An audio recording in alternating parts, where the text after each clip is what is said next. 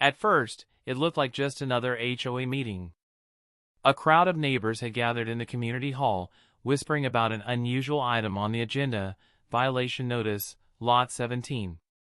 Lot 17 belonged to Mr. Harris, a quiet, 68-year-old retired Army veteran.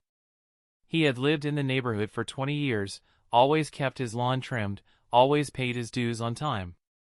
No one expected his name to show up. The HOA president, a sharp-suited man named Collins, stood with a smug grin.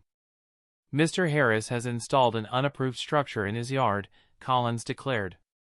"According to our rules, that's grounds for eviction." Gasps spread across the room. An eviction, over a structure? Harris slowly stood up, leaning on his cane.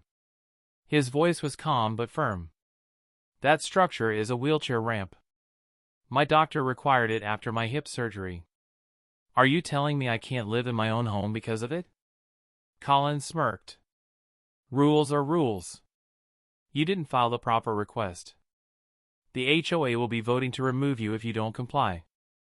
For a moment, silence filled the hall. Neighbors exchanged uneasy glances. Some looked away, afraid to challenge the president.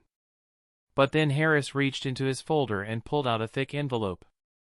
"I expected this nonsense," he said, sliding the papers across the table. "That's a signed letter from the state attorney general's office. Turns out, denying disabled access is a federal crime." The room erupted. Collins' face turned pale. One of the board members stammered, Is this true?" Harris straightened his back. "Not only is it true, but the Attorney General is reviewing every single one of your HOA's violations.